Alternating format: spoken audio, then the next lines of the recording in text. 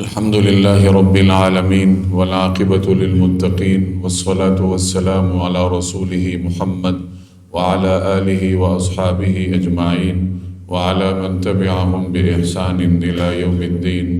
أما بعد فأعوذ بالله من الشيطان الرجيم. بسم الله الرحمن الرحيم.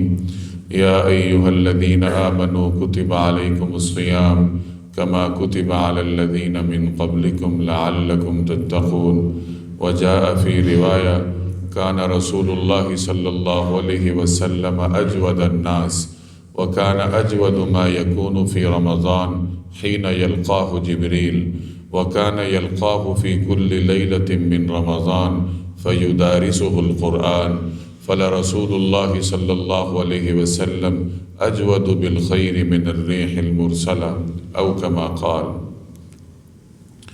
بزرگان محترم اور میرے عزیز دوستوں اور بھائیوں، ہم دنیاوی امور کے لیے جو کیلنڈر استعمال کرتے ہیں اس کا آغاز جنوری کے مہینے سے ہوتا ہے. آپ اپنے کاروباری معاملات، دنیاوی معاملات کے لیے جو تاریخ استعمال کرتے ہیں وہ جنوری سے لے کر دسمبر تک کسی مہینے کی ہوتی ہے. اسی طریقے سے عبادات کے لیے ہم جو کیلنڈر استعمال کرتے ہیں وہ ہجری کیلنڈر ہے. ہجری کیلنڈر ہمیں بتاتا ہے کہ روزہ کب رکھنا ہے، افطار کب کرنا ہے، عید کب آئے گی، اسی طریقے سے قربانی کا موسم کب آئے گا، حج کا موسم کب آئے گا. یہ تمام فیصلے ہجری کیلنڈر کی بنیاد پہ ہوتے ہیں. تو یہ دو کیلنڈر ہماری زندگی میں بنیادی اہمیت رکھتے ہیں. ان کے علاوہ ایک تیسرا کیلنڈر بھی ہے جس کا تعلق اللہ کے دربار میں اعمال کی پیشی سے ہے، اور اس کیلنڈر کا آغاز 15 شعبان سے ہوتا ہے، 16 شعبان سے، اور اگلے سال 15 شعبان پہ اس کیلنڈر کا اختتام ہوتا ہے. مختلف روایات سے ثابت ہے کہ بندوں کے اعمال مختلف اوقات میں اللہ کی بارگاہ میں پیش ہوتے ہیں. سالانہ بنیادوں پر بندوں کے اعمال اللہ کی بارگاہ میں 15 شعبان کو پیش ہوتے ہیں، جیسے کہ نبی کریم صلی اللہ علیہ وسلم کی مختلف روایات سے یہ بات ثابت ہے. تو 16 شعبان سے بندہ مومن کے عبادات کا ایک نیا سال شروع ہو جاتا ہے، اس کے اعمال کا نیا سال شروع ہوتا ہے. اور اس کے بعد رمضان کا مہینہ ہے. تو علماء فرماتے ہیں کہ انسان کے عباداتی سال کا آغاز گویا رمضان سے ہوتا ہے. رمضان یہ بندہ مومن کے عباداتی سال کا نقطۂ آغاز ہے. اور بزرگوں کے تجربات سے یہ بات ثابت ہے کہ اگر کوئی مسلمان رمضان کے مہینے کو منظم انداز سے گزار لے، یعنی جیسے ہم عام طور پہ ہر وقت منتشر رہتے ہیں، ہماری زندگی میں نظم و ضبط عام طور پر نہیں ہوتا، حالانکہ ایک مسلمان سے بڑھ کر منظم کوئی اور نہیں ہوتا، لیکن ہم حقیقی معنوں میں مسلمان نہیں ہیں، بل لفظی کلامی طور پر ہم کلمہ گو ہیں. ہماری زندگیوں میں نظم و ضبط نہیں ہوتا، ہر وقت ہم منتشر ہوتے ہیں، ذہنی طور پر بھی منتشر ہوتے ہیں اور جسمانی طور پر بھی پراگندہ حال ہوتے ہیں. تو بزرگ فرماتے ہیں کہ اگر کوئی بندہ مومن رمضان کا مہینہ منظم انداز سے گزار لے، ایک ڈسپلن طے کر لے کہ میں نے روزے کا یہ دن اس طریقے سے گزارنا ہے، فلاں وقت میں یہ کام کرنا ہے، فلاں وقت میں یہ کام کرنا ہے، اس مہینے کو جو منظم طریقے سے گزار لے تو اللہ تعالیٰ بقیہ 11 مہینے میں بھی اس کو تنظیم کی توفیق دیتے ہیں. اور اگر ایک آدمی یہ مہینہ بھی غیر منظم طریقے سے گزارے، منتشر طریقے سے گزارے، اس کے کاموں کا کوئی ڈسپلن نہ ہو، کوئی نظم و ضبط نہ ہو، تو باقی پورا سال بھی وہ پراگندہ حال رہتا ہے. تو یہ مہینہ ہر اعتبار سے ہمارے لیے اہم ہے، دینی اعتبار سے بھی اور دنیاوی اعتبار سے. نبی کریم صلی اللہ علیہ وسلم اس مہینے کی آمد پر بطور خاص اہتمام فرمایا کرتے تھے. آپ جانتے ہیں کہ رجب کے آغاز میں ایک دعا ہمیں سکھائی گئی ہے، اللہم بارک لنا فی رجب و شعبان و بلغنا رمضان، کہ یا اللہ ہمارے رجب اور شعبان میں برکت عطا فرما اور ہمیں رمضان تک پہنچا دیجئے، عافیت کے ساتھ ہمیں رمضان تک پہنچا دیجئے. اب یہ دعا صحابہ کرام کو نبی کریم صلی اللہ علیہ وسلم نے سکھائی. کب سکھائی؟ رجب کے آغاز میں. رجب کے بعد 2 مہینوں کے بعد رمضان آتا ہے، رجب گزرتا ہے، شعبان گزرتا ہے، پھر رمضان آتا ہے۔ گویا 2 مہینے پہلے سے ہی نبی کریم صلی اللہ علیہ وسلم نے اس دعا کے ذریعے امت کو متوجہ فرمایا ہے کہ دیکھو تم رمضان میں داخل ہونے والے ہو تو 2 مہینے پہلے سے اس کی تیاری شروع کر دو۔ جیسے ہمارے ہاں اگر کسی اہم کاروباری میٹنگ میں جانا ہو تو انسان بہت پہلے سے تیاری کرتا ہے، طالب علم اہم امتحان سے بہت پہلے سے تیاری شروع کر دیتا ہے۔ تو رمضان ایک اہم ایونٹ ہے، اور صحابہ کرام کے معاشرے میں 2 ماہ پہلے سے گویا رمضان کے استقبال کی تیاریاں شروع ہو جاتی تھیں۔ حضرت سلمان فارسی رضی اللہ تعالی عنہ کی منقول روایت ہے، معروف روایت ہے، آپ بھی جانتے ہیں کہ سلمان فارسی فرماتے ہیں کہ شعبان کی 30 تاریخ کو، یعنی شعبان کے آخری دن، جب اگلے دن رمضان نے آنا تھا، تو شعبان کی 30 تاریخ کو رسول اللہ صلی اللہ علیہ وسلم نے ہمیں ایک خطبہ ارشاد فرمایا۔ یہ طویل خطبہ ہے، پورا خطبہ محدثین نے نقل فرمایا ہے۔ اس کا خلاصہ یہ ہے کہ آپ علیہ الصلاۃ والسلام نے فرمایا کہ لوگو، تم پر ایک عظیم مہینہ سایہ فگن ہونے والا ہے، یعنی کل سے تم ایک عظیم مہینے میں داخل ہونے والے ہو۔ یہ ایک ایسا مہینہ ہے جس کے روزوں کو اللہ نے فرض قرار دیا ہے، اور اس کی راتوں میں قیام کو اللہ نے نفل قرار دیا ہے۔ اور یہ ایک ایسا مہینہ ہے کہ جس میں اگر تم کوئی نیکی کا کام کرو گے تو عام دنوں میں فرض کے برابر ثواب ملے گا، اور اس مہینے میں اگر تم فرض انجام دو گے تو عام مہینوں کے 70 فرائض کے برابر ثواب ملتا ہے۔ اور لوگوں، یہ صبر کا مہینہ ہے، یہ غمخواری کا مہینہ ہے، یہ ہمدردی کا مہینہ ہے۔ تو اس طریقے سے آپ علیہ الصلاۃ والسلام نے اس خطبے کے ذریعے صحابہ کرام کو ترغیب دلائی تاکہ صحابہ کرام کل سے شروع ہونے والے رمضان کی تیاری اچھے طریقے سے کر لیں اور رمضان کے مہینے کو اہتمام کے ساتھ گزاریں۔ یہ تو رمضان سے پہلے کی تیاریوں کی بات ہے۔ جب رمضان آ جاتا تھا تو اس وقت نبی کریم صلی اللہ علیہ وسلم کی کیفیت کیا ہوتی تھی؟ حضرت عائشہ رضی اللہ تعالی عنہ فرماتی ہیں کہ جب رمضان داخل ہو جاتا تھا، رمضان شروع ہو جاتا تھا، تو جناب رسول اللہ صلی اللہ علیہ وسلم کے چہرہ انور کا رنگ متغیر ہو جاتا تھا۔ جیسے اگر کوئی آدمی انتہائی غور و فکر میں ہو تو اس کے چہرے پر نظر آتا ہے کہ یہ آدمی غور و فکر میں ہے یا کسی تشویش کا شکار ہے۔ تو رمضان کے مہینے میں غور و فکر کی وجہ سے، اللہ کو راضی کرنے کی غور و فکر کی وجہ سے جناب رسول اللہ صلی اللہ علیہ وسلم کے چہرہ انور کا رنگ مبارک تبدیل ہو جایا کرتا تھا۔ یہ رمضان کی اہمیت کی دلالت ہے کہ آپ علیہ الصلاۃ والسلام اس مبارک مہینے کو کس قدر ترجیح دیا کرتے تھے۔ اس مہینے میں آپ علیہ الصلاۃ والسلام کے 2 عبادات معروف ہیں۔ جیسے میں نے روایت آپ کو سنائی کہ کان رسول اللہ صلی اللہ علیہ وسلم اجود الناس، کہ آپ علیہ الصلاۃ والسلام تمام لوگوں میں سب سے زیادہ سخی تھے، یعنی آپ سے بڑھ کر کوئی سخی روئے زمین میں نہیں ہے۔ وَكَانَ أَجْوَدُ مَا يَكُونُ فِي رَمَضَانِ حِينَ يَلْقَاهُ جِبْرِيلُ، اور آپ علیہ الصلاۃ والسلام کی سخاوت رمضان میں بڑھ جایا کرتی تھی جب جبریل آپ سے ملا کرتے تھے۔ جبریل رمضان کے ہر دن نبی کریم صلی اللہ علیہ وسلم کے پاس آیا کرتے تھے۔ تو صحابی کہتے ہیں کہ جب جبریل کی آمد شروع ہوتی تھی رمضان میں تو آپ علیہ الصلاۃ والسلام کی سخاوت اور بڑھ جاتی تھی۔ وَكَانَ يَلْقَاهُ فِي كُلِّ لَيْلَةٍ مِّن رَمَضَانَ فَيُدَارِسُهُ الْقُرْآنَ، اور حضرت جبریل نبی کریم صلی اللہ علیہ وسلم کے پاس رمضان کے مہینے میں ہر رات آیا کرتے تھے، یعنی ہر رات وہ حضور علیہ السلام کے پاس آتے تھے اور کیا کرتے تھے؟ قرآن کریم کا دور کیا کرتے تھے۔ دور کا مطلب کہ میں آپ کو سناؤں، آپ مجھے سنائیں، جیسے بچے پارہ ایک دوسرے کو سناتے ہیں نا، پہلے ایک سناتا ہے پھر دوسرا سناتا ہے، اسے دور کہتے ہیں۔ تو حضرت جبریل جناب رسول اللہ صلی اللہ علیہ وسلم کے ساتھ اس طریقے سے قرآن کریم کا دور فرمایا کرتے تھے کہ آپ علیہ الصلاۃ والسلام کو سناتے بھی تھے اور آپ صلی اللہ علیہ وسلم سے سنتے بھی تھے۔ آگے فرمایا کہ فَكَانَ رسول اللہ صلی اللہ علیہ وسلم اجود بالخیر من الریح المرسلہ، کہ رمضان کے مہینے میں آپ صلی اللہ علیہ وسلم کی سخاوت چلتی ہوئی تیز ہوا کی مانند ہوتی تھی، کہ جیسے تیز ہوا چلتی ہے، پرندے ہوں، پتھر ہوں، شجر ہوں، حجر ہوں، ہر چیز اس سے فائدہ اٹھاتی ہے، اور ہوا چلتے ہوئے یہ نہیں دیکھتی کہ دشمن کو فائدہ پہنچا رہی ہوں یا دوست کو فائدہ پہنچا رہی ہوں، زندہ فائدہ اٹھا رہا ہے یا مردہ فائدہ اٹھا رہا ہے، ہوا سے سب کو فائدہ ہوتا ہے۔ تو نبی کریم صلی اللہ علیہ وسلم کی سخاوت بھی رمضان میں اسی طرح ہوتی تھی، تیز چلتی ہوا کی طرح، کہ ہر انسان، ہر مخلوق اس سے مستفید ہوتی۔ اب یہ روایت صحابی بیان کر رہے ہیں، اور اس سے رسول اللہ صلی اللہ علیہ وسلم کے دو معمول ہمارے سامنے آتے ہیں کہ رمضان میں آپ کے دو معمولات سر فہرست ہوتے تھے۔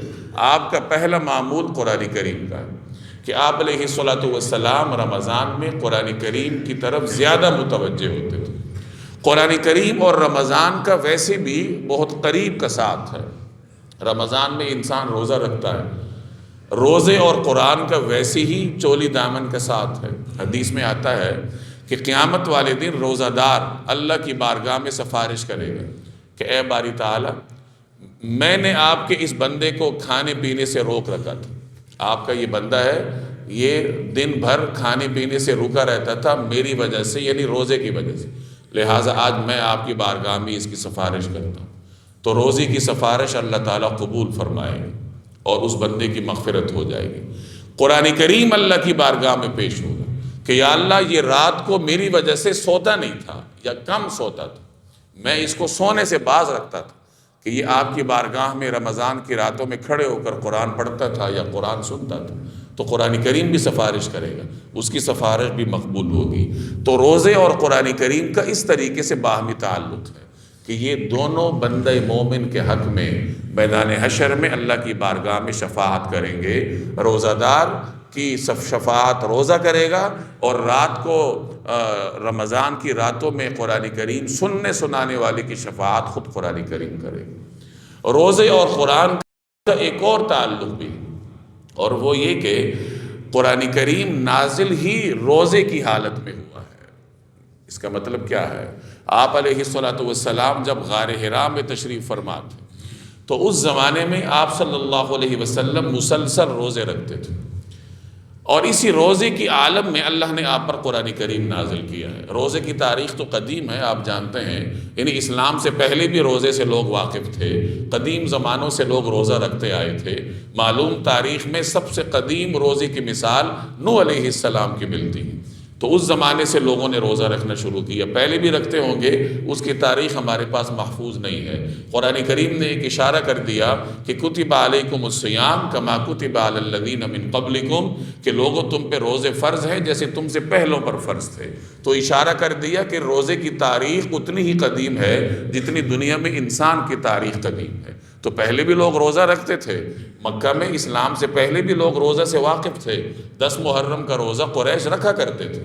تو آپ علیہ الصلوۃ والسلام غار حرا تشریف لے جاتے تھے، روزے کے عالم میں ہوتے تھے، اور اسی روزے کے عالم میں اللہ تبارک و تعالیٰ نے آپ پر قرآن کریم نازل کیا۔ تو گویا قرآن کریم جب حضور علیہ السلام پر نازل ہوا تو آپ روزے کے عالم میں تھے، اور یہ قرآن کریم لوح محفوظ میں تھا، لوح محفوظ سے اللہ نے اسے بیت العزت میں اتارا ہے، تو وہ رمضان کا مہینہ تھا۔ اسی طریقے سے اللہ تبارک و تعالیٰ نے قرآن کریم اور روزے کا، یا قرآن اور رمضان کا ایک گہرا تعلق رکھا ہے، اور اسی تعلق کی وجہ سے نبی کریم صلی اللہ علیہ وسلم رمضان المبارک میں قرآن کریم کی کثرت سے تلاوت فرماتے تھے، رات کو دیر تک آپ قیام فرماتے تھے، جسے قیام رمضان کے نام سے تعبیر کیا جاتا ہے۔ نبی کریم صلی اللہ علیہ وسلم نے ایک روایت میں فرمایا کہ لوگو، رمضان کا روزہ اللہ نے تم پر فرض کیا ہے، اور اس کے راتوں میں کھڑے ہو کر قیام کرنے کو میں نے تمہارے لیے سنت قرار دی۔ یعنی رمضان کی راتوں میں کھڑے ہو کر قرآن کریم پڑھنا، اللہ کی بارگاہ میں راز و نیاز کرنا، یہ جناب رسول اللہ صلی اللہ علیہ وسلم کی سنت ہے۔ چنانچہ آپ علیہ الصلوۃ والسلام کے زمانے سے ہی مسلمانوں میں یہ عمل جاری ہے. کہیں اس کو قیام رمضان کہہ دیا جاتا ہے، کہیں اسے صلاۃ التراویح کہہ دیا جاتا ہے. مختلف زمانوں میں اس کا اپنا نام رہا ہے، لیکن یہ عمل نبی کریم صلی اللہ علیہ وسلم کے زمانے سے چلا آ رہا ہے، اور اس عمل کی ترغیب آپ علیہ الصلوۃ والسلام نے خود صحابہ کو دی ہے. رکعات ہمارے لیے مقرر نہیں کیے. رسول اللہ صلی اللہ علیہ وسلم کے زمانے میں رمضان کی راتوں میں کتنا قیام ہوتا تھا، رکعات کتنی ہوتی تھیں، تو کسی صحیح روایت میں ہمارے پاس تعداد نہیں ہے. ہاں اتنی بات ضرور ہے کہ اس زمانے میں صحابہ کرام طویل قیام کرتے تھے. صحابہ کرام کی عادت تھی کہ وہ عبادات میں محنت کرتے تھے. حضرت ایک دفعہ حضور صلی اللہ علیہ وسلم مسجد میں تشریف لائے تو دیکھا 2 ستونوں کے درمیان رسی بندھی ہوئی ہے. تو آپ نے پوچھا کہ یہ رسی کیسی ہے؟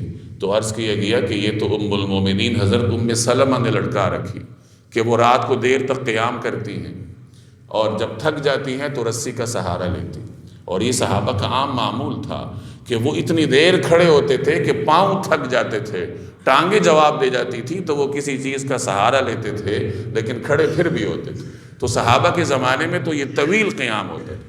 حضرت عمر رضی اللہ تعالی عنہ نے اپنے زمانے میں اپنی فراست کی بنیاد پر لوگوں کی آسانی کے لیے ایک طریقہ مقرر کر دیا کہ لوگوں اکٹھے ہو جاؤ، ایک امام کے پیچھے پڑھ لو اور 20 رکعت پڑھ لو، تاکہ آنے والے لوگوں کے لیے آسانی ہو جائے. اور خلفاء کو یہ اختیار خود رسول اللہ صلی اللہ علیہ وسلم نے دے رکھا ہے. حدیث میں آتا ہے کہ لوگوں میری سنت کو لازم پکڑو، اور میرے بعد جو میرے خلفاء راشدین ہیں ان کی سنت کو لازم پکڑو. تو حضرت عمر رضی اللہ تعالی عنہ نے صحابہ کرام کو ایک امام کے پیچھے جمع کر دیا اور امت کی آسانی کے لیے 20 رکعت کی تعداد مقرر کر دی. چونکہ 20 رکعت میں آسانی سے ایک پارہ ہو جاتا ہے، اور اگر ایک آدمی 20 رکعت تراویح روزانہ پڑھ لے یا قیام روزانہ کر لے تو اس کا قیام کا اس کی سنت بھی ادا ہو جاتی ہے، اور مہینہ بھر کرتا رہے یا کسی کے پیچھے کھڑا ہو جائے تو قرآن کریم سننے کی جو سنت ہے وہ بھی پوری ہو جاتی.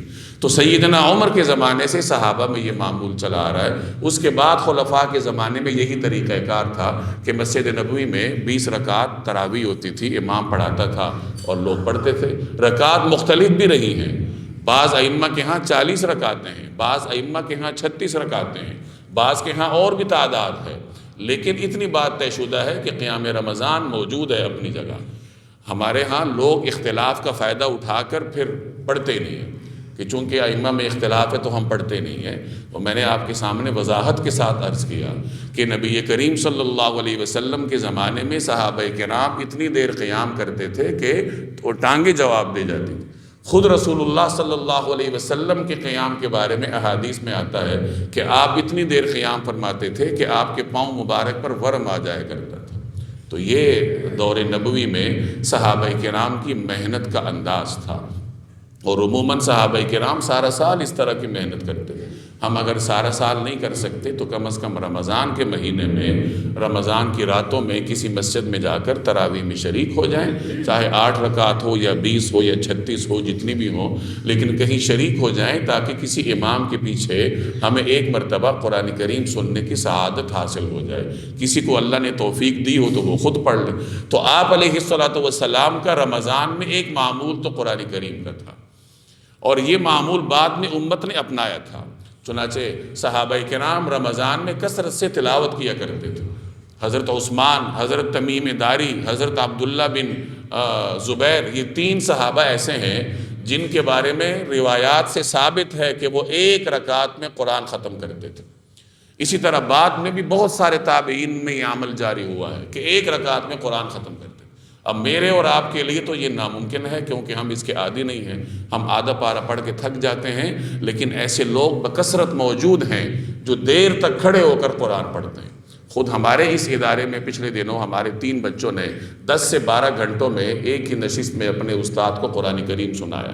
تو جن کی زبانوں پہ اللہ تعالیٰ قرآن کریم جاری کر دے تو پھر اس کی اس طرح کی مثالیں سامنے آتی. تو 1 رکعت میں قرآن کریم کی تلاوت ناممکن نہیں ہے، ناممکن میرے اور آپ کے لیے. آج سے 100 سال پہلے کا کوئی آدمی اگر زندہ ہو جائے اور وہ آج ہمارے نوجوان کو دیکھے کہ 4 گھنٹے موبائل کی اسکرین سامنے لے کے بیٹھا رہتا ہے تو وہ سر پکڑ کے بیٹھ جائے گا. اس کے لیے یہ ناممکن ہوگا جیسے ہم 1 رکعت میں ختم کو ناممکن سمجھتے ہیں. امام شافعی کے بارے میں آتا ہے کہ وہ رمضان میں 60 قرآن ختم کرتے تھے، 1 دن میں اور 1 رات میں. یہی صورتحال امام ابو حنیفہ کی تھی. ہمارے بر صغیر میں ماضی قریب کے علماء میں یہ مثال موجود ہے کہ روزانہ رمضان میں 1 قرآن کریم کا اختتام فرمایا کرتے تھے. تو بہرحال یہ نبی کریم صلی اللہ علیہ وسلم کی ترغیب کی برکت سے امت میں یہ طرز عمل چلا آیا ہے کہ رمضان میں لوگ قرآن کی طرف متوجہ ہوتے ہیں. امام مالک کے بارے میں آتا ہے کہ وہ رمضان میں تمام چیزیں چھوڑ دیتے تھے. امام مالک کوئی تاجر نہیں تھے، نہ ملازم تھے، نہ کوئی ملازمت کرتے تھے. ان کا کام کیا تھا؟ محدث تھے، حدیث پڑھتے پڑھاتے تھے، حدیث لکھتے لکھواتے تھے. رمضان کے مہینے میں حدیث کا کام بھی چھوڑ دیتے تھے، حدیث کا درس بند کر دیتے تھے. حدیث لکھنا لکھوانا، علماء کے ساتھ حدیث کے بارے میں مذاکرہ کرنا، یہ سب بند کر کے بس مصحف کو اپنے اوپر لازم کرتے تھے کہ بس قرآن کریم کے ساتھ ان کا تعلق ہوتا تھا پورا رمضان. تو یہ ہمارے اکابر اور اسلاف کا طریقہ رہا ہے کہ وہ اس طریقے سے رمضان میں اپنے آپ کو قرآن کریم کے لیے وقف کرتے تھے. نبی کریم صلی اللہ علیہ وسلم کا دوسرا معمول جو رمضان میں ہوتا تھا وہ سخاوت کا ہے. جیسے میں نے آپ کو روایت سنائی، آپ صلی اللہ علیہ وسلم کی سخاوت تو ویسے ہی معروف ہے، اس سے بڑھ کر کیا سخاوت ہوگی کہ نبی کریم صلی اللہ علیہ وسلم اپنے پاس کوئی چیز چھوڑتے نہیں تھے، جمع نہیں فرماتے تھے. اصل حکم تو مسلمان کو یہی دیا گیا ہے نا کہ ضرورت سے زائد چیز اللہ کے راستے میں خرچ کرو. جیسے دوسرے پارے کی آیت ہے، کل آپ لوگوں نے تراویح میں سنی ہوگی، وَيَسْأَلُونَكَ مَاذَا يُنْفِقُونَ، کہ یہ آپ سے پوچھتے ہیں کہ کیا خرچ کریں. قُلِ الْعَفْوَ، آپ ان سے کہہ دیجئے ضرورت سے زائد، یعنی تمہاری ضرورت سے زائد جو کچھ ہے وہ اٹھا کر کسی غریب کو دے دو. تو مسلمان کی تربیت اللہ تبارک و تعالیٰ اس نہج پر آ کر کرتا ہے کہ اس کے دل و دماغ میں دنیا کی رتی برابر اہمیت نہ ہو، اور وہ جس طرح اپنے اوپر خرچ کرنے میں سہولت محسوس کرتا ہے تو دوسرے کے اوپر خرچ کرنے میں بھی ویسی ہی سہولت محسوس کرے. تو اصل حکم تو یہ ہے، اور آپ علیہ الصلوۃ والسلام اسی پہ عمل پیرا تھے، اپنے پاس کبھی کوئی چیز چھوڑتے نہیں تھے. ایک صحابی کہتے ہیں ایک مرتبہ نبی کریم صلی اللہ علیہ وسلم نے ہمیں نماز پڑھائی، عصر کی نماز پڑھائی، اور نماز کے فوراً بعد خلاف معمول آپ صلی اللہ علیہ وسلم جلدی گھر تشریف لے گئے. تھوڑی دیر کے بعد آپ واپس آئے تو صحابہ نے پوچھا کہ یا رسول اللہ، آج خلاف معمول آپ نماز کے بعد جلدی گھر تشریف لے گئے. تو نبی کریم صلی اللہ علیہ وسلم نے فرمایا کہ میرے گھر میں سونے کی ایک ڈلی رہ گئی تھی، اور مجھے یہ گوارا نہیں تھا کہ وہ میرے گھر میں وقت گزارے، رات گزرے اس حالت میں کہ میرے گھر میں یہ مال رکھا ہوا ہو. چنانچہ میں جلدی سے گیا تھا اور اسے صدقہ کر کے واپس آیا. تو آپ صلی اللہ علیہ وسلم کا تو ویسے بھی یہ طرز عمل تھا، لیکن رمضان میں آپ کی سخاوت 2 چند ہو جایا کرتی تھی، اس قدر کہ دیکھنے والوں نے رمضان میں آپ کی سخاوت کو تیز چلتی ہوئی ہوا سے تعبیر کیا ہے کہ جیسے تیز چلتی ہوئی ہوا سے ہر چیز فائدہ اٹھاتی ہے، ایسی ہی جناب رسول اللہ صلی اللہ علیہ وسلم کی سخاوت سے رمضان میں ہر مخلوق فائدہ اٹھایا کرتی تھی. اور آپ کا یہ طرز عمل امت میں جاری ہے کہ نیک لوگ ویسے ہر وقت سخاوت کرتے ہیں، لیکن رمضان کے مہینے میں ان کی سخاوت بڑھ جایا کرتی ہے، غریبوں کی خبرگیری بڑھ جایا کرتی ہے. ایک بات یاد رکھیں کہ سخاوت صرف کروڑ پتی اور ارب پتی کا کام نہیں ہے، سخاوت ہر مسلمان کا کام ہے. اللہ کی بارگاہ میں یہ نہیں دیکھا جاتا کہ یہ بندہ کروڑ دے رہا ہے یا 1 روپے دے رہا ہے. اللہ کی بارگاہ میں یہ دیکھا جاتا ہے کہ یہ بندہ کس نیت سے دے رہا ہے. ہم یہ سمجھتے ہیں کہ میں تو غریب ہوں، میرے ذمے سخاوت ہے ہی نہیں. تو میرے ذمے بھی سخاوت ہے، انفاق فی سبیل اللہ میرے ذمے بھی ہے. میرے پاس 10 روپے ہیں تو میں 50 پیسے خرچ کر دوں، 1 روپے خرچ کر دوں، اور اگر میں اخلاص سے 1 روپے خرچ کروں گا تو ہو سکتا ہے کہ وہ کسی دوسرے کے 1 لاکھ روپے سے بڑھ جائے. غزوہ تبوک کے موقع پہ بعض مزدور صحابہ کرام نے مزدوری کی، یعنی اس موقع پہ ایک طرف تو عبد الرحمن ابن عوف تھے، عثمان غنی تھے جو صاحب ثروت صحابہ تھے جنہوں نے بے تحاشا مال لٹایا اس موقع پر، اور کچھ غریب مزدور صحابہ بھی تھے جن کے پاس دینے کو تھا ہی کچھ نہیں. انہوں نے مزدوری کی، اجرت میں مٹھی کھجوریں ملیں، وہی کھجوریں لا کے نبی کریم صلی اللہ علیہ وسلم کی خدمت میں پیش کی کہ یا رسول اللہ ہمارے بس میں تو یہی ہے۔ اور آپ صلی اللہ علیہ وسلم نے غریب صحابہ کے اس صدقے کی اتنی قدر فرمائی کہ وہ جو مال جمع تھا چندے کا، رسول اللہ صلی اللہ علیہ وسلم نے اس غریب صحابی کے مٹھی بھر کھجور کو اس مال کے اوپر آپ نے ڈال دی۔ یہ اس کی قدردانی تھی۔ تو انفاق فی سبیل اللہ یہ ہر مسلمان کا فرض ہے، چاہے وہ غریب ہے یا امیر ہے، ہر آدمی اپنی استطاعت کے مطابق اخلاص کے ساتھ اللہ تبارک و تعالیٰ کی بارگاہ میں خرچ کرے۔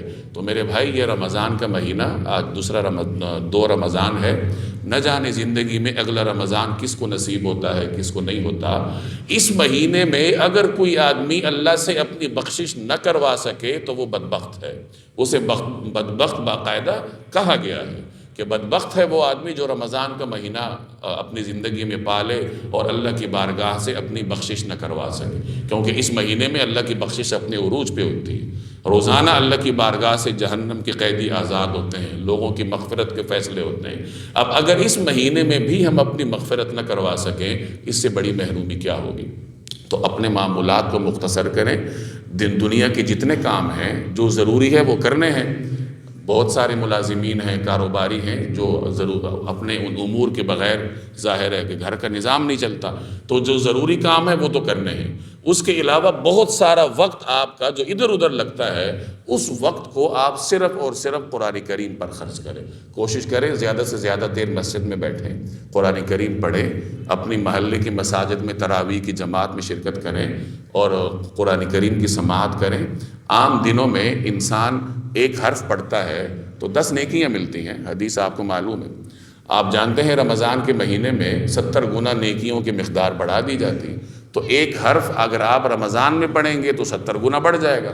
وہی حرف آپ رمضان میں نماز میں پڑھیں گے تو آگے ضرب دے دیں، تو گویا ایک حرف کے بدلے میں ہزاروں نیکیاں آپ کو ملتی ہیں جب آپ تراویح کی نماز میں کسی امام کے پیچھے شریک ہوتے ہیں۔ اللہ تبارک و تعالی سمجھنے کی توفیق عطا فرمائے۔ وما علینا الا البلاغ۔